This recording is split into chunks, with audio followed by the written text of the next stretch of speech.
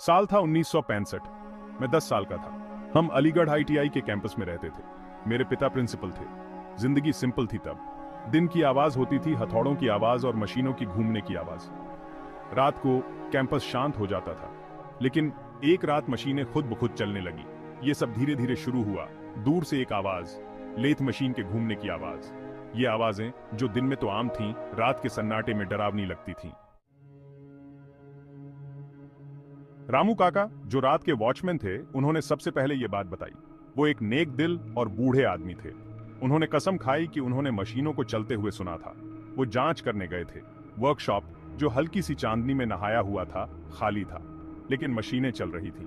मेरे पिता, जो प्रैक्टिकल इंसान थे, उन्होंने इस बात को नजरअंदाज कर दिया। उन्होंने कहा कि ये रामू काका की उम्र की वजह से हुआ होगा।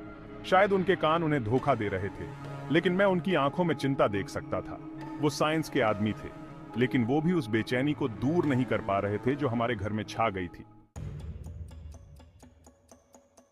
अगली सुबह ये बात जंगल की आग की तरह फैल गई। कानाफूसी शुरू हो गई। छात्र डरे हुए कोनों में दुबके हुए थे। शिक्षक एक दूसरे को बेचैनी से देख रहे थे। मेरे पिता, जो अफवाहों को दबाना चाहते थे, ने जांच शुरू कर दी। उन्होंने वर्कशॉप के हर इंच का निरीक्षण किया, बिजली की सप्लाई चेक की, कर्मचारियों से पूछताछ की, लेकिन कोई लॉजिकल एक्सप्लेनेशन नहीं मिला। मशीनें वाकई पूरी रात चली थीं और फिर रहस्यमय तरीके से वो बंद हो गई थीं। दिन हफ्तों में बदल गए। ये अजीब घटनाएं होती रहीं। हर रात वही डरावनी आवाजें, हर सुबह वही हैरान करने वाली खोज। खाली वर्कशॉप, मशीनें रहस्यमय तरीके से चालू, फिर बंद। कैंपस में दहशत फैली हुई थी। छात्र अंधेरे के बाद वर्कशॉप जाने से बचने लगे। यहां तक कि शिक्षक भी रात होने से पहले ही घर जाने की जल्दी में रहते थे।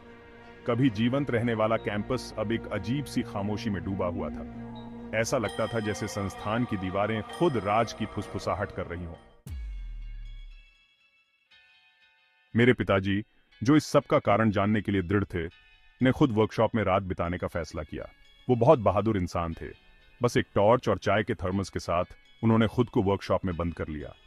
मुझे याद है कि उस रात मैं अपनी खिड़की से बाहर झांक रहा था। मेरा दिल जोर से धड़क रहा था। रात बहुत लंबी थी। खामोशी कभी कभी घड़ी की टिक टिक और घर की चरमराहट से ही टूटती थी। मैं जागता रहा। मेरे मन में तरह तरह के ख्याल आ रहे थे। उस वर्कशॉप में क्या हो रहा था? क्या मेरे पिताजी सुरक्षित थे? अगली सुबह मैं दौड़ा दौड़ा वर्कशॉप गया। जैसे ही मैंने अपने पिताजी को बाहर आते देखा, मुझे राहत मिली। वो थके हुए लग रहे थे, लेकिन उन्हें कोई नुकसान नहीं पहुंचा था। उन्हें कुछ नहीं मिला। जबरन घुसने का कोई निशान नहीं मिला। मशीनों के खुद ब खुद चलने का कोई कारण नहीं मिला। वो हैरान थे, निराश थे। उन्होंने रहस्य के बीच में एक पूरी रात बिताई थी और वो जवाब से ज्यादा सवाल लेकर वापस आए थे। रहस्य गहराता गया और इसके साथ ही कैंपस में छाया डर और बढ़ गया। एक दिन मेरे पिताजी कुछ पुराने रिकॉर्ड देख रहे थे। उन्हें कुछ साल पहले हुई एक दुखद घटना के बारे में पता चला। एक होनहार जवान छात्र की एक दुर्घटना में मृत्यु हो गई थी। वर्कशॉप में वो देर रात तक काम कर रहा था, अपनी अंतिम परीक्षा की तैयारी कर रहा था। उसे एक प्रतिभाशाली छात्र माना जाता था। उसके शिक्षकों को उससे बहुत उम्मीदें थीं। उसकी मृत्यु ने पूरे संस्थान को शोक में डुबो दिया था। क्या यही इस रहस्य की कुंजी हो सकती है? मेरे पिताजी को एक ख्याल आया। क्या हो सकता है कि इस सब के पीछे उस जवान आदमी की आत्मा का हाथ हो? शायद वो अपना काम पूरा करने की कोशिश कर रहा था। यह एक अजीबोगरीब विचार था, लेकिन कोई और व्याख्या न होने के कारण यही एकमात्र ऐसी बात थी जो समझ में आती थी। मेरे पिताजी, जो तर्क और विज्ञान के आदमी थे, ने कुछ अलग करने का फैसला किया। वो उस रात वर्कशॉप गए। उन्होंने खाली कमरे से बात की। उन्होंने उस जवान आदमी की आत्मा से बात की। उन्होंने उससे वादा किया कि उसके काम को पहचान मिलेगी, उसे याद रखा जाएगा। फिर वो एडमिनिस्ट्रेशन के पास गए। उन्होंने उन्हें निर्देश दिया कि मृतक छात्र को उसकी अंतिम परीक्षा में पूरे अंक दिए जाए। यह एक प्रतीकात्मक इशारा था। उसकी याद में श्रद्धांजलि देने का एक तरीका, उसकी आत्मा को शांति दिलाने का एक तरीका।